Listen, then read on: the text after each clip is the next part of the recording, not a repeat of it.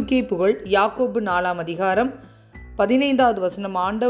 ஆண்டவருக்கு திருவிழமானால் நாங்கள் உயிரோடு இருப்போம், என்னென்ன செய்வோம் என்று சொல்வதே முறை. சகோதரன் ஒருவன் இருந்தார். அவர் தொடர்ந்து தன்னுடைய சொந்த பலத்தில் அநேக காரியங்களை செய்து கொண்டிருந்தார். ரொம்ப திறமசாலி, ரொம்ப நல்லா படித்தவர், நல்ல நாலேஜ்டு பர்சன். அவர் கை வச்சா எல்லாமே துளிர்த்துரும், அந்த அளவுக்கு அவருக்கு விஸ்டம் இருந்தது. ஆனால் அவர் ஆண்டுகிட்ட போகிறவர் தான், ஜெபம் படிக்கிறவர் தான். தன்னுடைய சொந்த ஆற்றலை நம்பி அவர் தொழில் தொடங்கினார். அவருடைய நண்பர்கள் அவரை ஏமாற்றினாங்க, ஓடி போனாங்க, ரொம்ப நஷ்டப்பட்டார். எல்லா திசைகளிலும் ஆண்டவர் டேக் டைவர்ஷன் போட்டாங்க. கடைசியாக பார்த்தீங்கன்னா எண்டு கடை போட்டாங்க.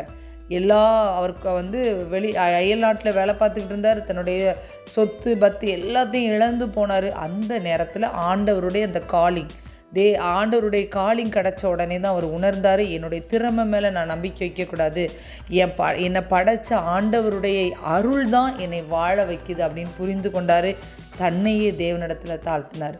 ஆண்டவர் அவரை கைவிடலை. படிப்படியாக ஆண்டவர் அவர் என்ன படிச்சிருந்தாரோ அந்த ஃபீல்டில் அவரை படிப்படியாக உயர்த்தினார். அகல பாதாளத்துக்குள்ள மைனஸில் போன அவருடைய வாழ்க்கையினுடைய growth மேலே ஏறிச்சு. அதுக்கு வசனம் பாருங்கள், யாக்கோபு 4ஆம் அதிகாரம் 10ஆம் வசனத்தில், ஆண்டவர் முன் உங்களை தாழ்த்துங்கள், அவள் உங்களை உயர்த்துவார்.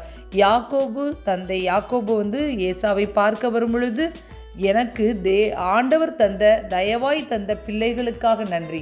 நாமளும் நம்ம பிள்ளைகளை குறித்தோ, கணவரை குறித்தோ, குடும்பத்தை குறித்தோ, பிஸ்னஸை குறித்தோ, வேலையை குறித்தோ யாரிடமாவது பேசும் பொழுது, ஆண்டவர் எனக்கு கிருபையாய் தந்த, அருளாய் தந்த இதற்காக நன்றின்னு சொல்ல பழகுவோம். தேவன் உங்களை ஆசீர்வதிப்பாராக. ஆமேன்.